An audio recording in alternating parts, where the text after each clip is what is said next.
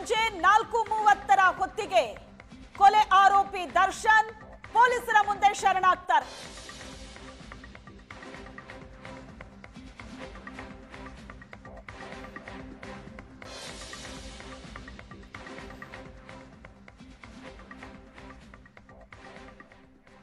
ಈ ಪ್ರಕರಣದಲ್ಲಿ ಆಗ್ತಾ ಇರುವಂತಹ ಬೆಳವಣಿಗೆ ನಮ್ಮ ರಿಪೋರ್ಟರ್ಸ್ ನೇರ ಸಂಪರ್ಕದಲ್ಲಿದ್ದಾರೆ. ಬೆಂಗಳೂರಿನಿಂದ ರಮೇಶ್ ಇದ್ದಾರೆ ನೇರ ಸಂಪರ್ಕದಲ್ಲಿ. ಇನ್ನು RR ನಗರದಲ್ಲಿರುವಂತಹ ದರ್ಶನ್ ಮನೆ ಬಳಿಯಿಂದ ವಿಜಯ್ ಸಂಪರ್ಕದಲ್ಲಿದ್ದಾರೆ. ಪವಿತ್ರ ಗೌಡ ಮನೆಯಿಂದ ಕಿರಣ್ ನಮ್ಮ ಜೊತೆ ಸಂಪರ್ಕದಲ್ಲಿದ್ದಾರೆ. ಇನ್ನು ಹೊಸಕೆರಳ್ಳಿಯಲ್ಲಿರುವಂತಹ ವಿಜಯಲಕ್ಷ್ಮಿ ಅವರ ಮನೆಯಿಂದ ಹರೀಶ್ ಸಂಪರ್ಕದಲ್ಲಿದ್ದಾರೆ. ಮೊದಲನೇದಾಗಿ ರಮೇಶ್, ನಿಮ್ಮನ್ನ ಕೇಳೋದಾದ್ರೆ, ಸುಪ್ರೀಂ ಕೋರ್ಟ್ನ ಆದೇಶ ಹೊರಬಿದ್ದಿದೆ. ಎಲ್ಲ 7 ಆರೋಪಿಗಳು ಇವತ್ತೇ ಅರೆಸ್ಟ್ ಆಗಲಿದ್ದಾರೆ. ಸೊ ಯಾರ್ಯಾರ ಮೂವ್ಮೆಂಟ್ ಹೇಗಿದೆ ಅನ್ನೋದ್ರ ಬಗ್ಗೆ ಏನೆಲ್ಲ ಅಪ್ಡೇಟ್ಸ್ ಗಳು ಸಿಗ್ತಾ ಇದೆ? ಸೊ ಎಲ್ಲ 7 ಆರೋಪಿಗಳು ಇವತ್ತು ಸಂಜೆ ಒಳಗಡೆ ಅರೆಸ್ಟ್ ಆಗ್ತಾರೆ, ಜೈಲ್ ಪಾಲಾಗ್ತಾರೆ. ಖಂಡಿತ ಶ್ವೇತಾ, ಸುಪ್ರೀಂ ಕೋರ್ಟ್ನ ಆದೇಶದ ಹಿನ್ನೆಲೆಯಲ್ಲಿ 7 ಜನ ಆರೋಪಿಗಳನ್ನು ಪೊಲೀಸರು ಇವತ್ತು ವಶಕ್ಕೆ ಪಡೆದು ಕೋರ್ಟ್ ಮುಂದೆ ಹಾಜರುಪಡಿಸಿ ಜೈಲಿಗೆ ಕಳಿಸಬೇಕಾಗಿದೆ.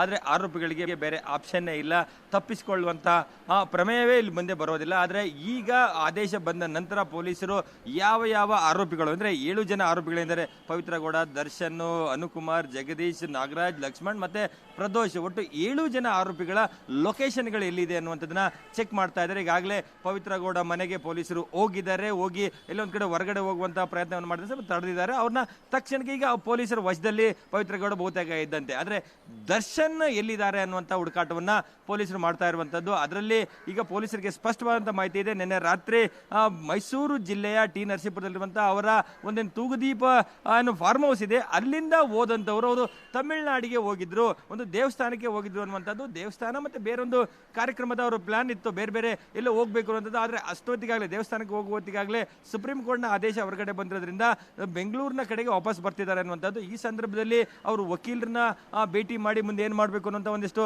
ಚರ್ಚೆಗಳು ನಡೆದಿದೆ. ಈ ಮಧ್ಯೆ ಪೊಲೀಸರು ಕೂಡ ದರ್ಶನ ಲೊಕೇಶನ್ ಹುಡುಕಾಟ ಮಾಡುವಂತ ಕೆಲಸಗಳನ್ನ ಮಾಡಿದ್ದಾರೆ. ಹಾಗಾಗಿ ಅವ್ರಿಗೆ ಸಂಪರ್ಕಕ್ಕೆ ಹೋಗಿ ಅಂದ್ರೆ ಸಂಪರ್ಕ ಮಾಡಿ ಆ ಮೂಲಕ ತಾವು ಎಲ್ಲಿದ್ದೀರಿ, ಇಮ್ಮಿಡಿಯೇಟ್ ಬರಬೇಕು ಅನ್ನುವಂಥದ್ದು. ಮತ್ತೆ ಅಥವಾ ಒಂದ್ ವೇಳೆ ನೀವು ಎಲ್ಲಿದ್ದೀರಿ ಹೇಳಿ, ಅಲ್ಲಿಗೆ ನಾವು ಏನೋ ನಮ್ಮ ಟೀಮನ್ನ ಕಳಿಸ್ತೇವೆ, ನಿಮ್ಮನ್ನ ವಶಕ್ಕೆ ಪಡ್ಕೊಳ್ಳಾಗುತ್ತೆ ಅನ್ನೋಂಥದ್ದು ಕೇಳಿದಂತ ಸಂದರ್ಭದಲ್ಲಿ ಇಲ್ಲ, ನಾನು ಈಗ ತಮಿಳುನಾಡಲ್ಲಿ ಇದ್ದೇನೆ, ವಾಪಸ್ ಬರ್ತಾ ಇದ್ದೇನೆ, ಸಂಜೆ ಒಳಗಾಗಿ ಬೆಂಗಳೂರಿಗೆ ಬರ್ತೇನೆ, ನಾನು ಬಂದು ಸರೆಂಡರ್ ಆಗ್ತೇನೆ ಅನ್ನುವಂಥದ್ದನ್ನ ದರ್ಶನ್ ಪೊಲೀಸರಿಗೆ ಹೇಳಿದ್ದಾರೆ ಅನ್ನುವಂಥ ಮಾಹಿತಿಗಳಿರುವಂಥದ್ದು. ಹಾಗಾಗಿ ಈಗಾಗಲೇ ಆದೇಶ ಹೊರಗಡೆ ಬಿದ್ದ ಕೆಲವೇ ಕ್ಷಣಗಳಿಂದ ತಮಿಳುನಾಡಿನಿಂದ ಬೆಂಗಳೂರು ಕಡೆಗೆ ಪ್ರಯಾಣ ಆರಂಭ ಆಗಿದೆ ಅನ್ನುವಂಥ ಮಾಹಿತಿಗಳಿರುವಂತಹದ್ದು. ಈ ನಿಟ್ಟಿನಲ್ಲಿ ನೋಡ್ತಾ ಹೋದ್ರೆ ಇನ್ನೂ ಬೇರೆ ಆರೋಪಿಗಳೆಂದರೆ ಅನುಕುಮಾರ್, ಜಗದೀಶ್ ಆಗಲಿ ಅವರು ಚಿತ್ರದುರ್ಗ ಮೂಲದವರು, ಅಲ್ಲಿಂದ ಅವ್ರನ್ನ ಪಿಕ್ ಮಾಡುವಂತ ಕೆಲಸಗಳು ಕೂಡ ಈಗ ಆಗುತ್ತೆ. ಅದಾದ ನಂತರ ಪ್ರದೂಷಣ ಈಗಾಗಲೇ ವಶಕ್ಕೆ ಪಡ್ಕೊಳ್ತಿದ್ದಾರೆ ಅನ್ನುವಂಥ ಮಾಹಿತಿಗಳು ಕೂಡ ಲಭ್ಯ ಆಗ್ತಿರುವಂತದ್ದು. ಏನು ಕೆಲವೇ ಗಂಟೆಗಳು, 1-2 ಗಂಟೆಗಳಲ್ಲಿ ಬಹುತೇಕ ಎಲ್ಲ ಆರೋಪಿಗಳನ್ನ ವಶಕ್ಕೆ ಪಡ್ಕೊಳ್ತಾರೆ.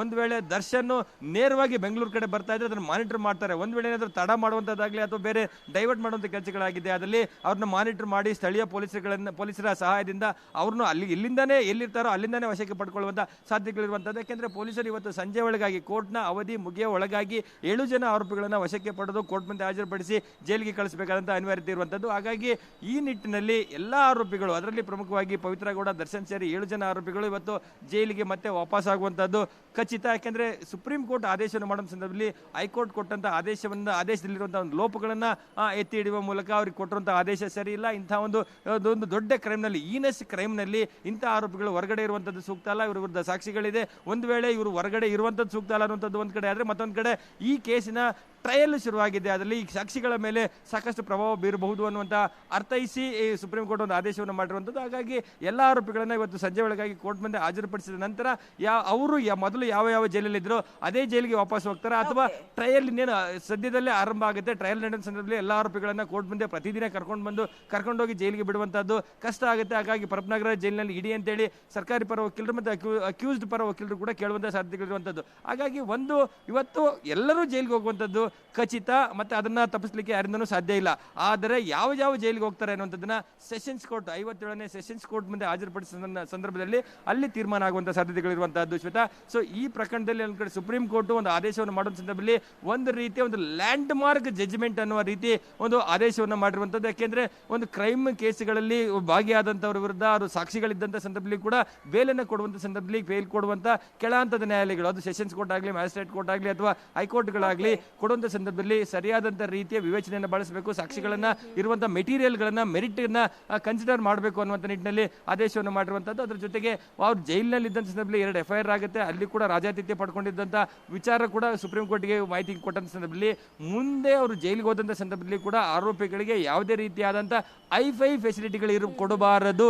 ಕೊಟ್ಟಿದ್ದೇ ಆಗಿದ್ದೇ ಆದಲ್ಲಿ ಅಂತ ವಿಚಾರಗಳು ನಮ್ಮ ಸುಪ್ರೀಂ ಕೋರ್ಟ್ ಗಮನಕ್ಕೆ ಏನಾದರೂ ಬಂದಿದ್ದೇ ಆದಲ್ಲಿ ಅವರ ವಿರುದ್ಧ ಕಠಿಣ ಕ್ರಮವನ್ನು ತೆಗೆದುಕೊಳ್ಬೇಕಾಗುತ್ತೆ ಅನ್ನುವಂಥ ಒಂದು ಎಚ್ಚರಿಕೆಯನ್ನು ಕೂಡ ಕೊಟ್ಟಿರುವಂಥದ್ದು. ಹಾಗಾಗಿ ಪೊಲೀಸರಿಗೆ ಏನೋ ಒಂದು ತಮ್ಮ ಲೆವೆಲಲ್ಲಿ ಕಾರ್ಯಾಚರಣೆ ಶುರು ಮಾಡಿದ್ದಾರೆ. ಕೆಲವು 1-2-3 ಗಂಟೆಯಲ್ಲಿ ಎಲ್ಲ ಆರೋಪಿಗಳನ್ನು ವಶಕ್ಕೆ ಪಡೆದು ಕೋರ್ಟ್ ಮುಂದೆ ಹಾಜರುಪಡಿಸೋರಿದ್ದಾರೆ. ಶ್ವೇತಾ. ಓಕೆ ರಮೇಶ್.